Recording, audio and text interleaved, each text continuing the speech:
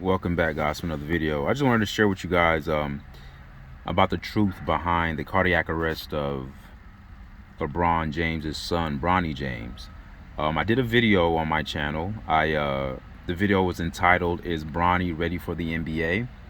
And there was a subscriber. She left a comment and she put her reason, or she put her reason as to why he encountered cardiac arrest, right?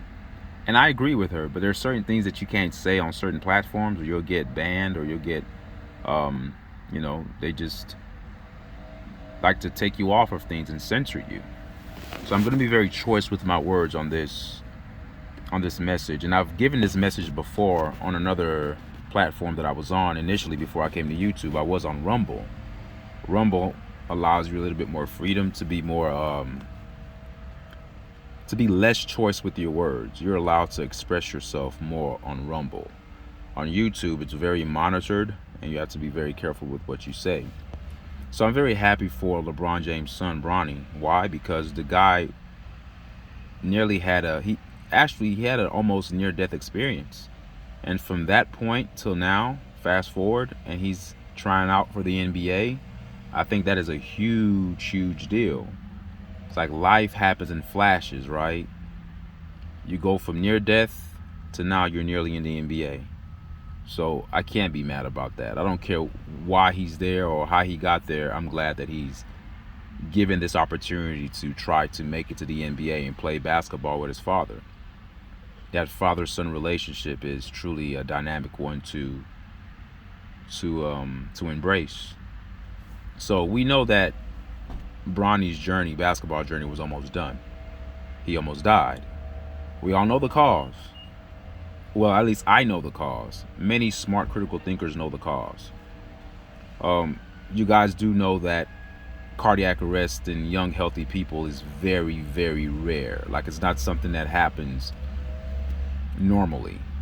But we know around that time when they were mandating certain things, there was data out there, empirical data out there, that showed that there was an increase in cardiac arrest and heart attacks due to this toxin that people were taking. Now, cardiac arrest is very rare in healthy people, in young, healthy people, but I wouldn't want to say it's impossible. All right, I'm not going to say it's impossible, but it's impossible. All right. Now, you may have an outlier where it happened to somebody due to some weird circumstance, but normally speaking, young people don't get cardiac arrest. It's not a young person's symptom, and cardiac arrest is not a disease. It's actually the symptom of a cause.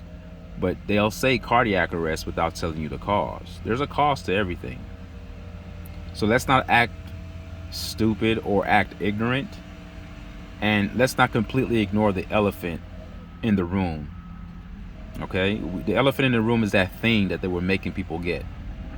We know for a fact through empirical data. Empirical data means that data that you can experience, not being told something as if it's revisionist history, but you've seen it in real time.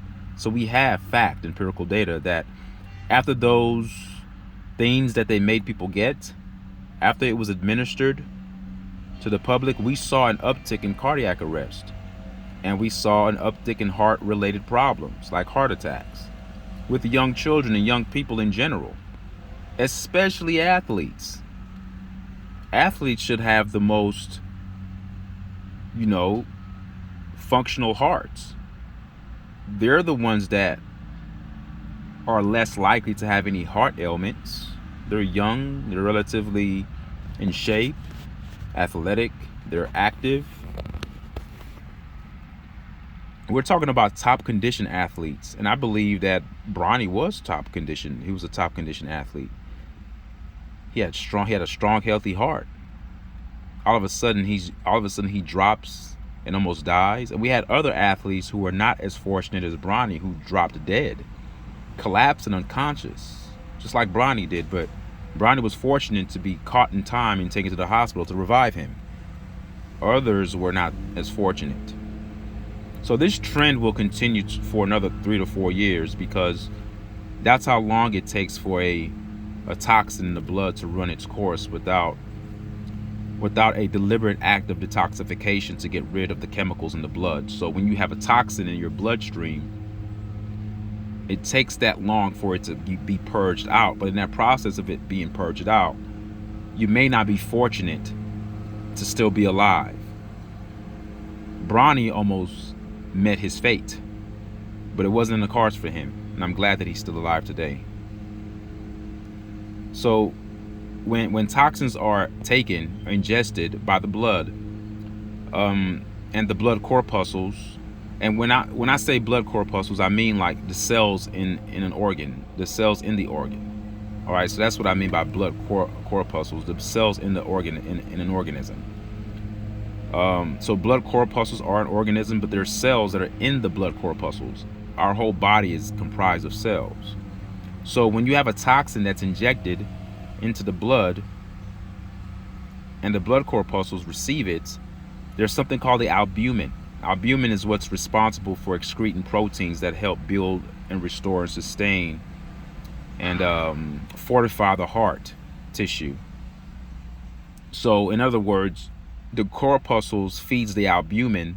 The albumin is then reinvigorated, given the strength and given the capacity to excrete proteins that help build the heart tissue. Okay, now when you have that compromise due to a toxin that's ingested, it can compromise the heart because the heart tissue is weakened. So when physical exertion, which is what happened to Bronny when he's playing basketball, physical exertion, when that's experienced, what happens to the heart? The heart starts to beat rapidly. Rapid blood flow to the heart. But now there's a problem. The heart tissue is weakened due to the toxin that's been ingested through the blood corpuscles, incapacitating the albumin. So you have to understand there's a cost to every effect. You just don't have a cardiac arrest just because. All right, it's not hereditary. Don't believe anything that they said. LeBron has played for years in the NBA. He's never collapsed. He's never had a heart issue. It doesn't run in the family, folks. That's not how science works.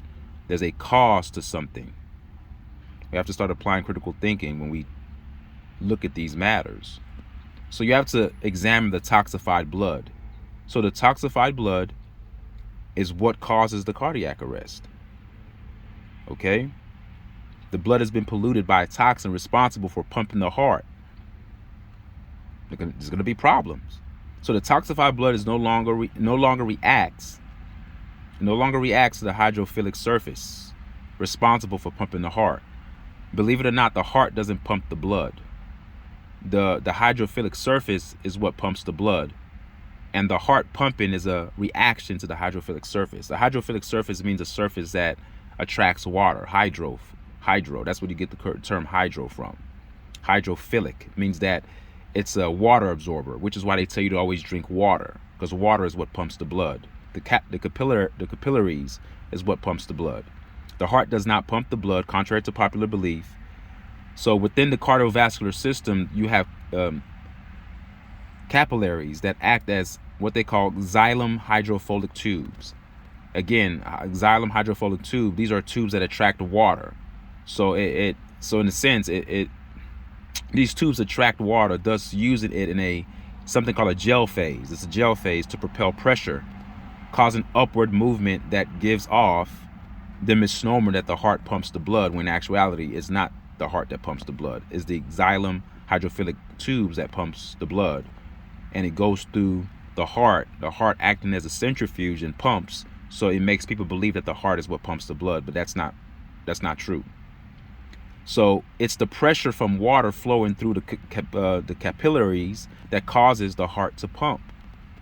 Bronny's heart didn't cease to function because they call it cardiac arrest. His heart didn't just cease to function. It's the other ancillary parts of the cardiovascular system that have been tampered with by some foreign agent, that toxic thing that they told people to get, that caused this. So when the blood is effed up, everything else will be equally effed. All right? Everything is jacked up. And I'm trying not to curse here. It gets me upset because the guy could have been killed. So gene therapy is what this thing that they told people to get was a therapeutic agent that impacted the genetics, thus impacting DNA.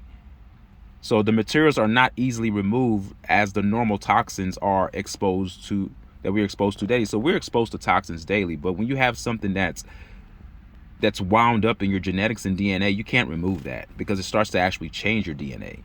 So Bronny's blood and the function of his cardiovascular system is and was equivalent to that of an old elderly man, hence the collapse from what our modern allopathic diagnosis would call a cardiac arrest. So his heart was functioning as an old person's heart because the albumin that was responsible for strengthening the heart tissues weren't working properly due to the toxin that was in his blood, because the blood corpuscles were contaminated. That's what caused his cardiac arrest. Thank you, man.